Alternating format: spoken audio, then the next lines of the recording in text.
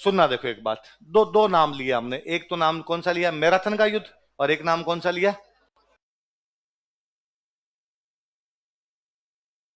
एक तो मैराथन और एक कौन सा है, ये दो युद्ध हुए थे वास्तव में। मैराथन का युद्ध हुआ था एक थर्मोपोली का युद्ध हुआ था। मैराथन का युद्ध हुआ था 490 बीसी में। कब हुआ था? और थर्मोपोली का युद्ध हुआ था 480 बीसी में। 20 साल का, 10 साल का डिफरेंस है सॉरी दोनों के बीच में, मैराथन और थर्मोपोली। मैराथन कब हुआ 490, और थर्मोपोली कब हुआ 480। इसका मतलब मैराथन और थर्मोपोली जगह के नाम है। एक जगह का नाम है मैराथन, एक जगह का नाम क्या है, थर्मोपोली। मैराथन नाम की जगह पे हुआ तो मैराथन का युद्ध, थर्मोपोली नाम की जगह पे हुआ तो थर्मोपोली। किसके बीच क्या हुआ वो अभी मैं और बताता हूं। अपने एशिया में एक बहुत बड़ा साम्राज्य हुआ करता था, पर्सिया। कौन सा था? जिसको बाद में हमने बोलना शुरू कर दिया फारस, जिसको आजकल अपने बोलते हैं ईरान। क्या बोलते हैं? और अपने ईरान में एक राजा हुआ था, उस राजा का नाम था डेरियस। कौन राजा हुआ था? डेरियस का हमने हिंदी में नाम कर दिया दारा सिंह। हिंदी में नाम क्या कर दिया? ये हिंदी वालों की आदत ही थी, अपने नाम बिगाड़ बिगाड़ के बोलने की इतनी आदत है कि बंदे का नाम था सोक्रेटिस। नाम क्या था? सोक्रेटिस, हम कहते हैं सुकरात।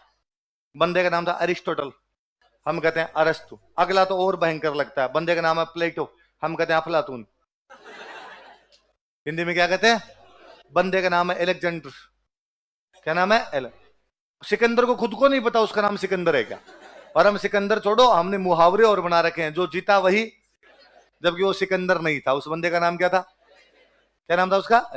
क्वीन मूवी देखिए, कंगना रनौत की मूवी है क्वीन। तो क्वीन में कंगना रनौत अकेली हनीमून मनाने के लिए पेरिस जाती है। तो पेरिस में उसका एक रशियन फ्रेंड बनता है, तो उस रशियन से पूछते तुम्हारा नाम क्या है, तो बेचारा कहता है अलेक्जेंद्र। एक तो ये रशिया वाले ये बोलते नहीं, डै टै, ये नाम बोलते, जैसे इंडिया नहीं बोला जाएगा, बोले इंडिया इंडिया इंडिया बोलेंगे, है ना, यू आर इंडियन इंडियन। तो टै तय उनके होते ही नहीं है ना, टै नहीं होगा।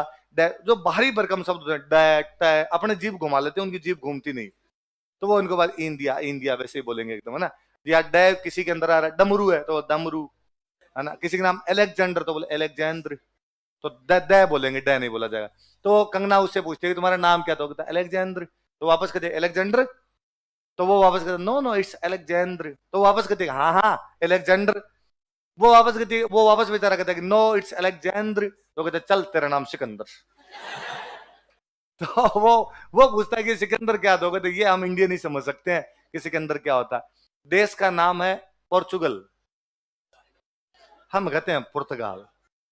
देश का नाम है चाइना, चीन। देश का नाम है रसिया। देश का नाम है इटालिया, इटली। हमने लेडीज नाम बनाया इटली, रूस, चीन।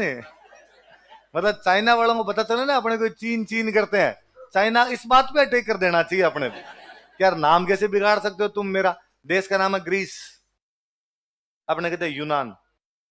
क्या कहते हैं? देश का नाम है टर्की, अपने कहा तुर्की। अरे उसने कहा टर्की नाम है मेरा, पढ़ने का नहीं नहीं तुम टर्की नहीं हो, तुम तुर्की हो। तुर्की। तो अपने इधर राजा कौन है? डेरियस। डेरियस का नाम हमने क्या कर दिया? दारा। डेरियस यूरोप पे अटैक करता है। भाई ईरान कहां पड़ता है? एशिया। ये यूरोप पे अटैक करता है। यूरोप में वही एक साम्राज्य था ग्रीस। कौन सा साम्राज्य था? और ग्रीस को आज अपने बोलने के शुरू कर दिया यूनान। ग्रीस में कई छोटे छोटे अलग अलग राज्य थे, पूरा एक नहीं था, अलग अलग कई राज्य थे। तो एक राज्य था इसमें जिसका नाम था एथेंस। क्या था? और एक राज्य था यहां पर जो था स्पार्टा। कौन सा था? वहां पे एक एथेंस था, एक क्या था? स्पार्टा। एथेंस वाले पढ़ाई करते थे, स्पार्टा वाले लड़ाई करते थे। दुनिया के तीन बड़े बुद्धिमान व्यक्ति सुकरात, प्लेटो और अरस्तु, तीनों तीनों कहां के हुए थे? एथेंस।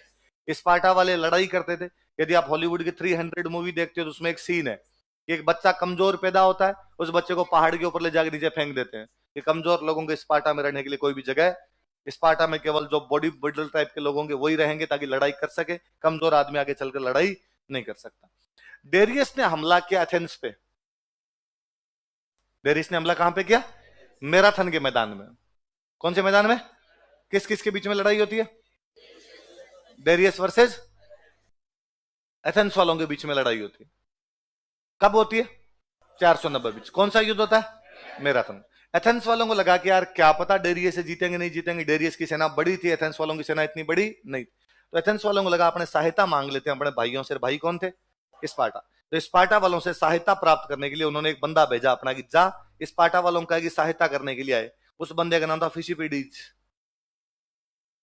बंदे का नाम क्या था? फिसिपिडीज नाम का एक बंदा था। उसका कि जाओ तुम एथेंस से स्पार्टा जाओ और स्पार्टन्स को जाकर कहो कि हमें मैराथन के मैदान में डेरिस के खिलाफ लड़ने के लिए तुम्हारी सहायता की आवश्यकता। हम मैराथन का युद्ध लड़ रहे हैं, तुम हमारा सहायता करने के लिए। मैराथन जगह का नाम है। स्पार्टा वालों के पास फिसिपिडीज गया, लेकिन स्पार्टा वालों ने मना कर दिया। पर स्पार्टा वालों ने कहा कि नहीं भाई, अभी हमारे मुहूर्त अच्छा नहीं है, बिना मुहूर्त के हम घर से बाहर नहीं निकलेंगे। स्पार्टन्स अपनी तरह थे। अपने राजस्थान में बिना मुहूर्त देखे से घर से बाहर नहीं निकलते ना। अभी भी डोकरे कर देते, मड़मास है घर से बाहर नहीं जाएंगे। कभी कोई कहता है कि वो श्राद्ध आ गए तो घर से बाहर नहीं जाएंगे, बिदर लग गए तो घर से बाहर नहीं जाएंगे, अंधेर पक है तो घर से बाहर नहीं जाएंगे। इस प्रकार की कई चीज होती, शुभ काम नहीं करते। तो स्पार्टन्स ने मना कर दिया। अब मना कर दिया तो किसको लड़ना पड़ा? अकेले एथेंस को। किसके खिलाफ? कौन से युद्ध में? कब की बात है?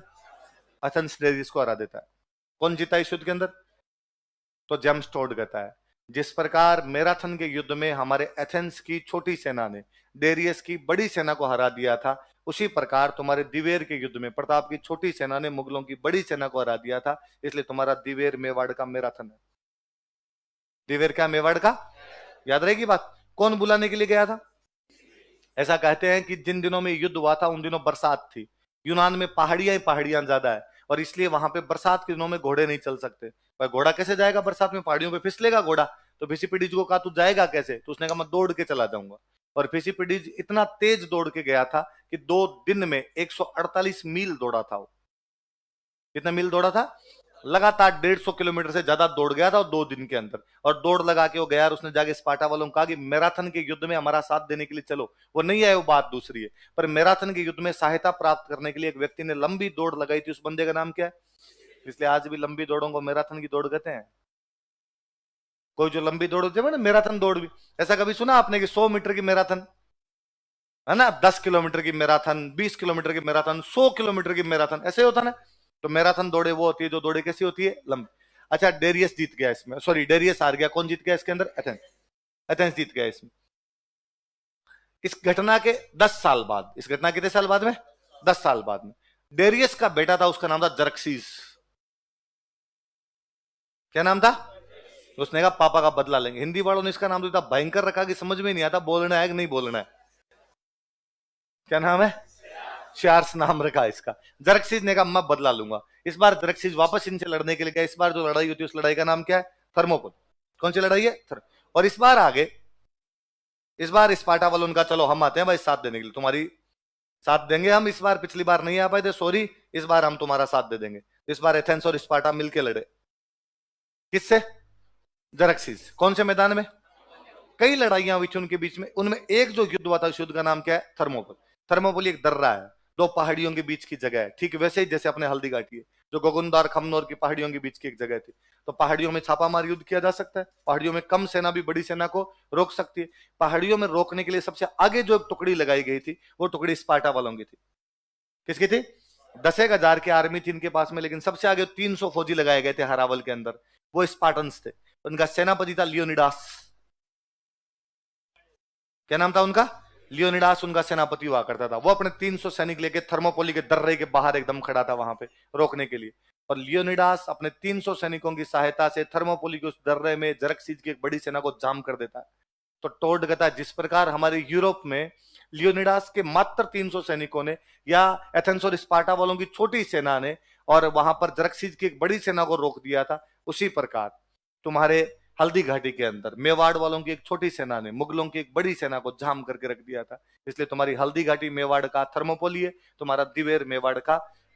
फिर टोड आगे एक बात और लिखता है, टोड कहता है लेकिन हमारे यूरोप में केवल एक थर्मोपोली है, हमारे यूरोप में केवल एक लियोनिडास पैदा हुआ था। कि वहां पर थर्मोपोली जैसा युद्ध जिसमें कम सैनिक बड़ी सेना को रोकते हैं वो कौन सा है?